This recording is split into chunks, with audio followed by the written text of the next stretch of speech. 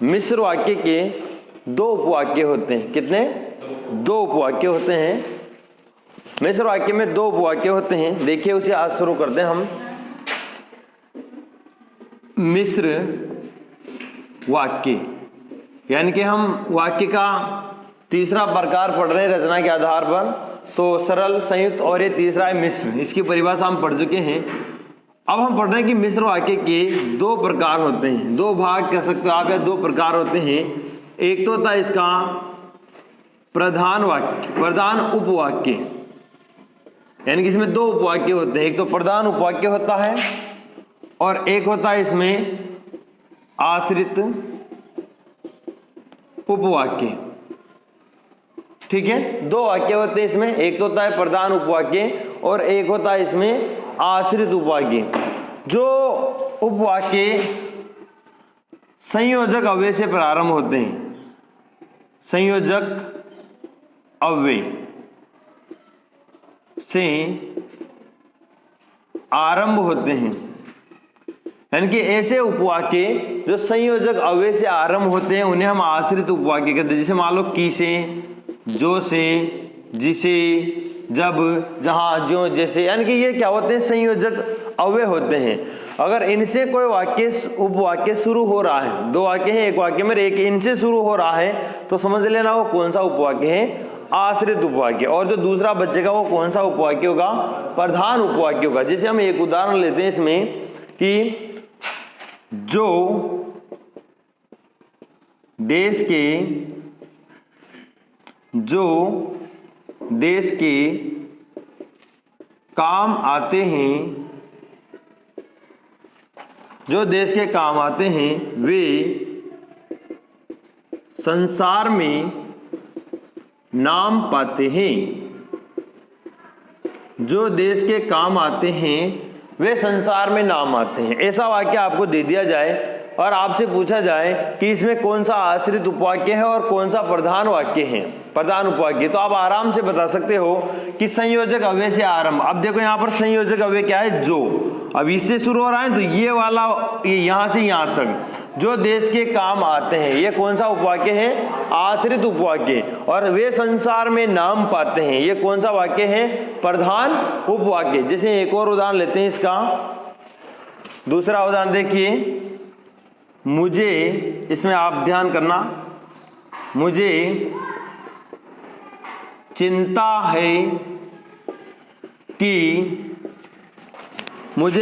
है कि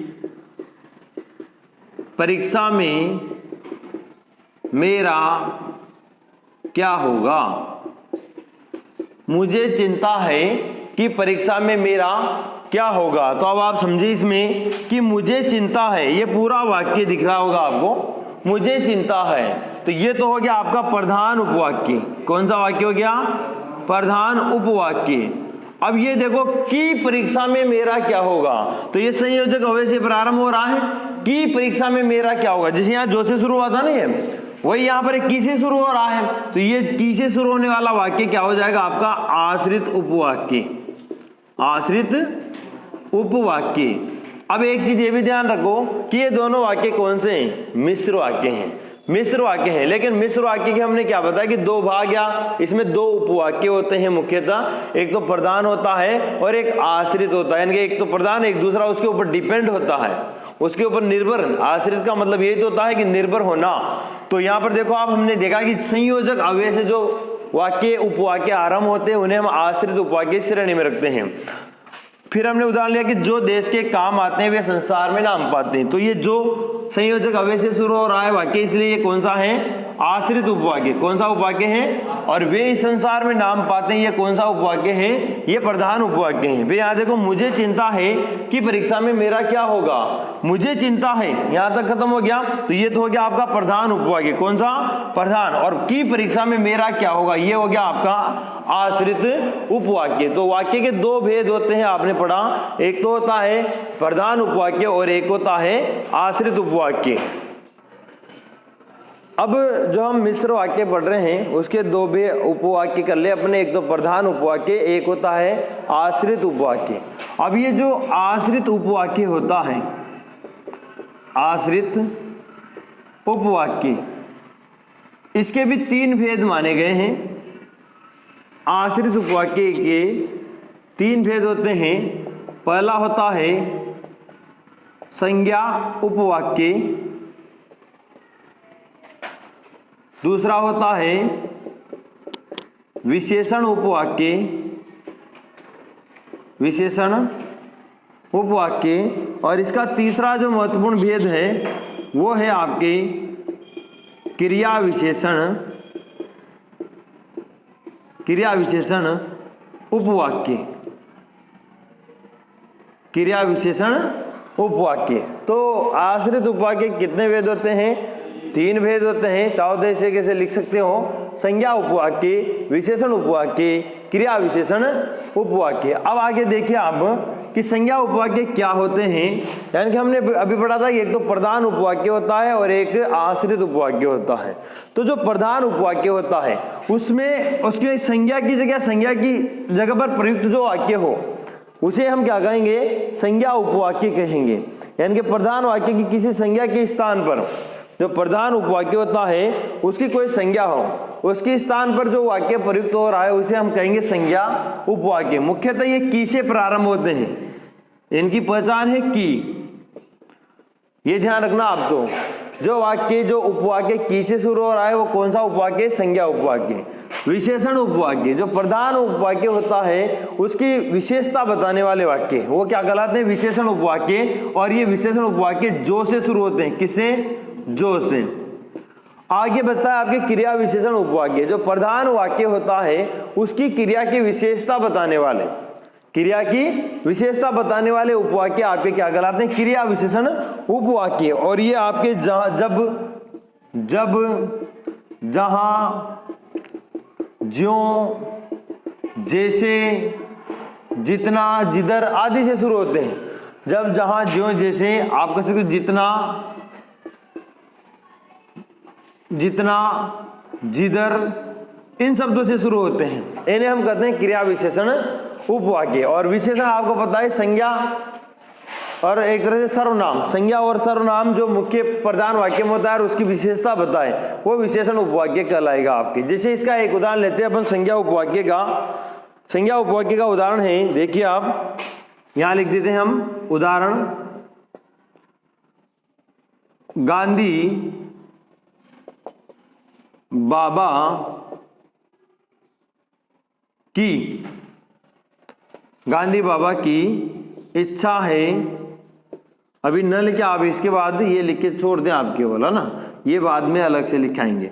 गांधी बाबा की इच्छा है, गांधी बाबा की, यहां ये आएगा की इच्छा है कि सब जन, हमने पढ़ा था एक कविता में, सब जन पढ़ना लिखना, हाँ पढ़ना लिखना, सब जन पढ़ना लिखना सीखे। अब ये वाक्य दे दिया मान लो आपको और पूछा जाए कि इसमें संज्ञा उपवाक्य कौन सा है। भाई मिश्रित वाक्य तो है सही, मिश्रित वाक्य तो हम पढ़ ही रहे हैं कि गांधी बाबा है की इच्छा है कि सब जन पढ़ना लिखना सीखे, डिपेंड है एक दूसरे पर। आश्रित, अब आश्रित में भी कौन सा है? संज्ञा है, विशेषण है या क्रिया विशेषण है? तो संज्ञा उपवाक्य कैसे कि गांधी बाबा की इच्छा है, ये तो क्या आपका प्रधान उपवाक्य। और की सब जन पढ़ना लिखना सीखे, मुख्य पहचान यही याद रखना आप दो। संज्ञा के स्थान पर पता चल रहा है, यहाँ पर संज्ञा किसी व्यक्ति का नाम थोड़ी लिखा है कि वो व्यक्ति पढ़ना लिखना सीखे या औरत पढ़ना लिखना सीखे या बच्चा पढ़ना लिखना सीखे। यहाँ तो कहा ना कि सब जन पढ़ना लिखना सीखे, तो सभी की जगह संज्ञा की जगह प्रयोग में किए जा रहे हैं, तो संज्ञा उपवाक्य, इसीलिए ये संज्ञा उपवाक्य कहलाते हैं। जिसमें दूसरा उदाहरण आता है अपने, दूसरा उदाहरण है किताबों में लिखा है कि, किताबों में लिखा है कि सफलता का कोई शॉर्टकट नहीं होता। किताबों में लिखा है कि सफलता का कोई शॉर्टकट नहीं होता, सफलता का कोई शॉर्टकट नहीं होता। तो यहां देखो किताबों में लिखा है, ये तो क्या आपका प्रधान उपवाक्य। कौन सा उपवाक्य? प्रधान उपवाक्य। अब हम मिश्र वाक्य दो भेद तो पढ़ रहे हैं, एक तो प्रधान और एक आश्रित। अब ये जो आश्रित ही आएगा, लेकिन आश्रित में भी कौन सा ये पता कर रहे हैं हम, तो की से शुरू हो रहा है, इसलिए कौन सा हो जाएगा आपका संज्ञा उपवाक्य। आश्रित तो है, लेकिन आश्रित का भी कौन सा भेद है, संज्ञा उपवाक्य। तीसरा उदाहरण देखिए आप, संदीप ने देखा कि आजकल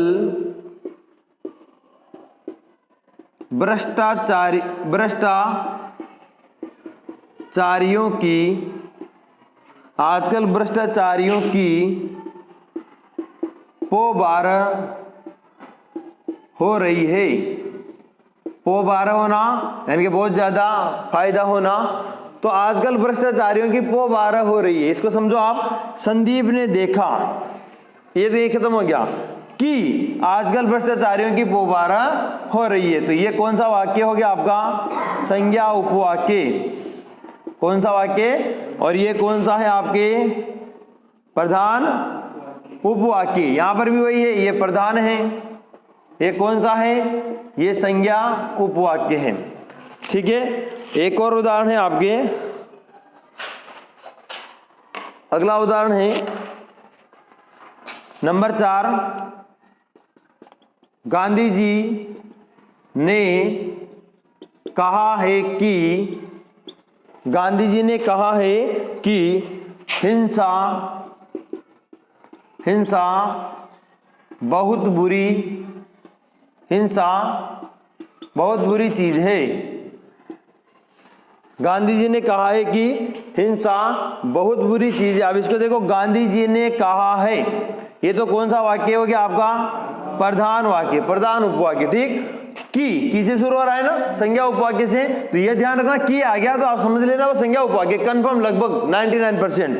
तो की हिंसा बहुत बुरी चीज है, ये आपके कौन सा हो गया, संज्ञा उपवाक्य। देखो हमने पहला भेद पढ़ा, हमने आश्रित उपवाक्य का, एक तो संज्ञा उपवाक्य जो की से शुरू होता है, जो प्रधान उपवाक्य की संज्ञा के स्थान पर प्रयुक्त होते हैं, उन्हें हम संज्ञा उपवाक्य कहते हैं। गांधी बाबा की इच्छा है कि सब जन पढ़ना लिखना सीखें, ये कौन सा है, संज्ञा उपवाक्य। और ये कौन सा है, प्रधान उपवाक्य। किताबों में लिखा है कि सफलता का कोई शॉर्टकट नहीं होता, तो ये कौन सा उपवाक्य है, संज्ञा उपवाक्य। संदीप ने देखा कि आजकल भ्रष्टाचारियों की पोबार हो रही है, तो कौन सा उपवाक्य है, संज्ञा उपवाक्य। गांधी ने कहा है कि हिंसा बहुत बुरी चीज है, तो ये भी कौन सा उपवाक्य है आपका, संज्ञा उपवाक्य। आश्रित उपवाक्य का दूसरा भेद है अपने विशेषण उपवाक्य। परिभाषा लिखिए कि प्रधान वाक्य की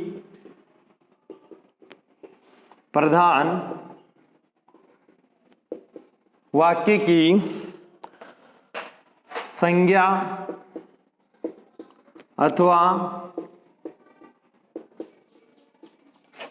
अथवा सर्वनाम की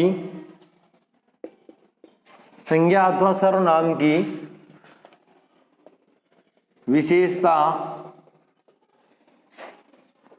प्रकट करने वाले उपवाक्य को विशेषण उपवाक्य कहते हैं।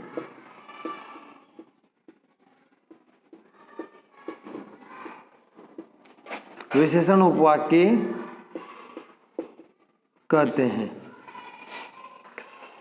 प्रधान वाक्य की संज्ञा अथवा सर्वनाम की विशेषता प्रकट करने वाले उपवाक्य को विशेषण उपवाक्य कहते हैं। पहचान क्या है इसकी, यहां लिख लो आप, जो वह उसके सार्वनामिक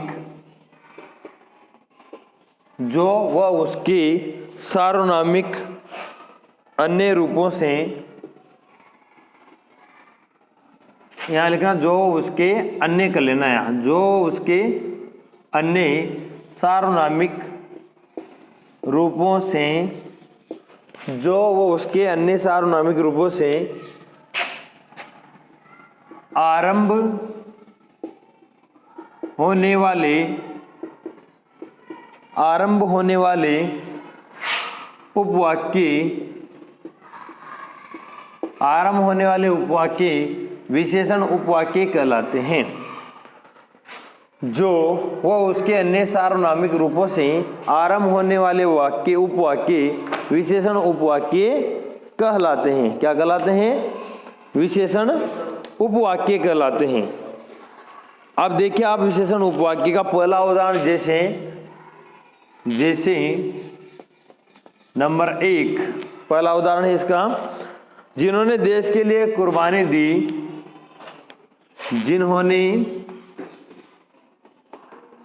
जिन्होंने देश के लिए कुर्बानी दी, उन्हें हम सलाम करते हैं। उन्हें हम सलाम करते हैं। ये वाक्य है, मान लीजिए परीक्षा में ऐसा वाक्य आता है आपके सामने कि जिन्होंने देश के लिए कुर्बानी दी उन्हें हम सलाम करते हैं। तो अब इसमें आपसे पूछ लिया जाए कि कौन सा आश्रित उपवाक्य का कौन सा भेद है इसमें, संज्ञा विशेषण या क्रिया विशेषण। तो ये संज्ञा तो नहीं है क्योंकि यहाँ पर की से शुरू नहीं हो रहा, आपने देखा था। और ये जो से शुरू हो रहा है या जो के सार्वनामिक रूप, जो, जिन्होंने, जिनसे, तो ये जिन्होंने इसी से तो बना है। तो जिन्होंने देश के लिए कुर्बानी दी, तो ये कौन सा वाक्य है? अपने विशेषण उपवाक्य। इसके नीचे से कैसे लिख लेना आप? विशेषण उपवाक्य। ये तो हो गया विशेषण उपवाक्य। इधर देखिए आप, उन्हें हम सलाम करते हैं। किन्हें सलाम करते हैं? भाई विशेषता इन्हीं की तो बताएगा ना, सलाम किसे किया जा रहा है? सलाम, उन्हें हम सलाम करते हैं। तो ये विशेषता बता रहा है कि किन्हें करना है? जिन्होंने देश के लिए कुर्बानी दी, उन्हें हम सलाम करते हैं। किन्हें करते हो आप सलाम? जिन्होंने देश के लिए कुर्बानी दी। तो इसकी विशेषता बताई कि नहीं बताई इसने? इसीलिए तो क्या कहलाएगा आपका? विशेषण उपवाक्य कहलाएगा। तो वो तो क्या प्रधान, लेकिन ये हो जाएगा आपका विशेषण उपवाक्य। जैसे दूसरा उदाहरण लीजिए, लिखो दूसरा उदाहरण, जो कुटिल होते हैं, नंबर 2, जो कुटिल होते हैं वो कभी सुखपूर्वक, जो कुटिल होते हैं वो कभी सुखपूर्वक नहीं रहते। अब इसमें भी देखो आप समझ लो, जो कुटिल होते हैं, ये तो साफ यहां से पता चल गया अपने को वैसे तो, लेकिन समझने के लिए क्या है कि वो कभी सुखपूर्वक नहीं, कौन, किसकी विशेषता बता रहा है? कौन सुखपूर्वक नहीं रहते? जो कुटिल होते हैं। तो इस वाक्य की विशेषता बताई इसने। तो ये कौन सा हो गया आपके? विशेषण उपवाक्य। लिख लो इसके नीचे विशेषण उपवाक्य। ये तो प्रधान उपवाक्य है से। फिर तीसरा देखिए आप, तीसरा उदाहरण है, जिसने चोरी की थी वह पकड़ लिया गया है। जिसने चोरी की थी वह पकड़ लिया गया है। समझो इसे, इधर देखो एक मिनट, जिसने चोरी की थी वह पकड़ लिया गया है। तो ये इसी का सार्वनामिक रूप है जिसने, इससे पहचान लेंगे अपन, लेकिन फिर भी अपन देखेंगे कि वह पकड़ लिया गया है। तो इसकी विशेषता क्या है? कौन पकड़ लिया गया है? जिसने चोरी की थी, जिसने चोरी की थी वो पकड़ लिया गया है। तो ये विशेषण बन गया, यानी कि विशेषता बता रहा है।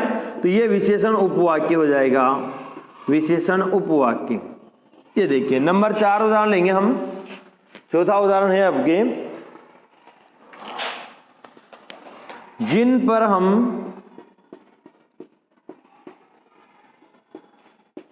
विश्वास करते हैं,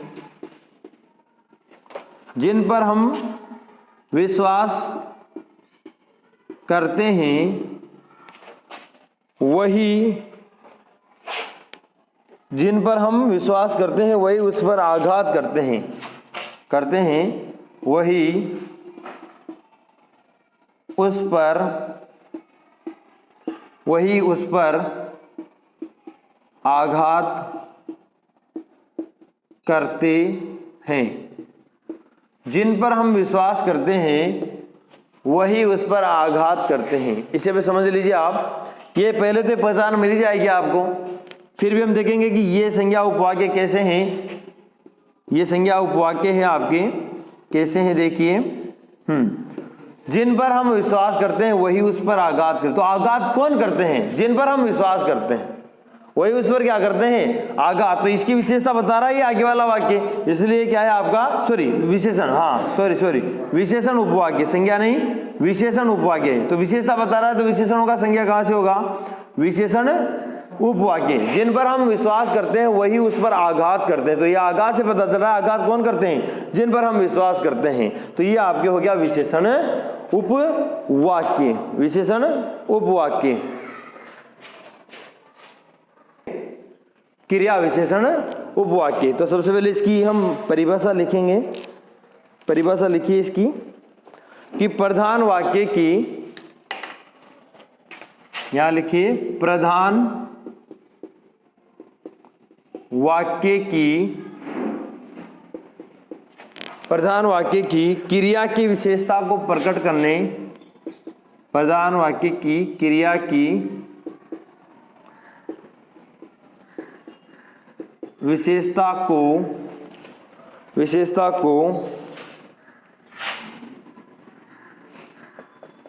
प्रकट करने वाले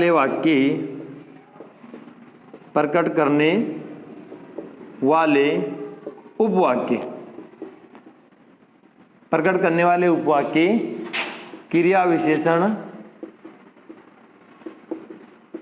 उपवाक्य कहलाते हैं। क्रिया विशेषण उपवाक्य कहलाते हैं। नेक्स्ट लिखें क्रिया विशेषण उपवाक्य का आरंभ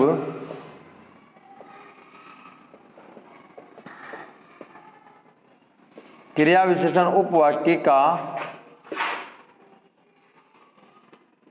उपवाक्य का आरंभ जब जहां ज्यों जैसे जितना जिधर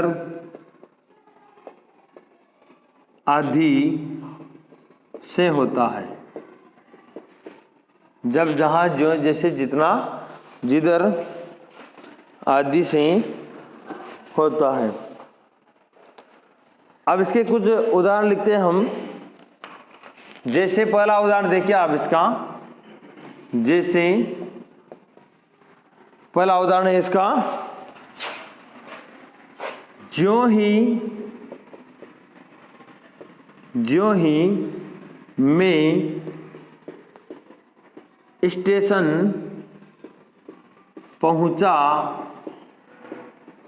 ज्यों ही मैं स्टेशन पहुंचा ट्रेन रवाना हो गई। जो ही मैं स्टेशन पहुंचा क्या हुआ? ट्रेन रवाना हो गई। अब यहाँ इसको समझो एक बार, फिर आगे के वाक्य आराम से समझ में आ जाएंगे। पहले वापस परिभाषा में ले जाऊंगा आपको एक बार कि प्रधान वाक्य की ट्रेन रवाना हो गई, ये है आपका प्रधान वाक्य। ठीक है, प्रधान वाक्य ये है आपका। इसमें ना यहाँ लिख भी देता हूं मैं, प्रधान उपवाक्य है ये भी। ओके, कि प्रधान वाक्य की क्रिया की, तो इसमें क्रिया क्या है? ट्रेन का रवाना होना, एक क्रिया है। अब इसकी विशेषता क्या बताई जा रही? प्रधान वाक्य की जो क्रिया है कि विशेषता को प्रकट करने वाले उपवाक्य। तो इससे प्रधान उपवाक्य की क्रिया है रवाना होना ट्रेन का, उसकी विशेषता बता रहा है कि जो ही मैं स्टेशन पहुंचा, जो ही मैं स्टेशन पहुंचा ट्रेन रवाना हो गई। तो ट्रेन रवाना हो गई प्रधान वाक्य है, प्रधान उपवाक्य, और उसमें क्रिया हो रही कि ट्रेन का रवाना होना, और उसकी विशेषता बता रहा है कि जो ही मैं स्टेशन पहुंचा। और ये एक पहचान ये भी है इसमें, देखो आप, जब जहां जो जैसे जितना जिधर जो ही त्यों ही, ये सब इसमें आ जाएंगे। तो जो ही मैं स्टेशन पहुंचा, ये आपका क्या हो जाएगा? क्रिया विशेषण उपवाक्य आ जाएगा, ये समझ में आपको। अब दूसरा उदाहरण लिखो, देखिए दूसरा उदाहरण है आपके, जब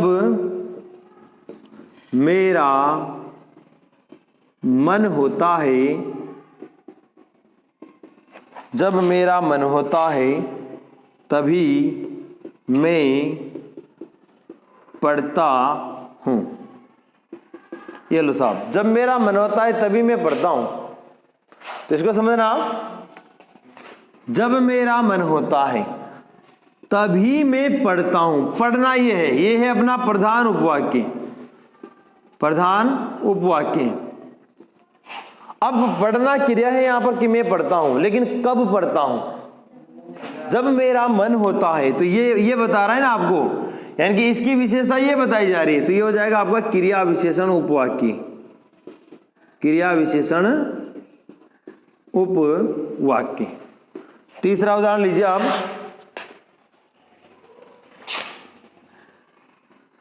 जब बच्चा रोता है, जब बच्चा रोता है तब माताएं गब्बर का नाम लेती हैं, है ना। जब बच्चा रोता है माताएं गब्बर का नाम लेती है। भाई एक जमाना में फेमस हो गए, जब शोले फिल्म आई थी ना, तुम घना बाल बच्चा तो गब्बर को नाम लेता है, सो जाओ जाओ गब्बर आ जाओ, सो जाओगा। हाँ, तो जब बच्चा रोता है तब माताएं गब्बर का नाम लेती, तो तब माताएं गब्बर का नाम लेती है, ये तो आपका प्रधान उपवाक्य है। अब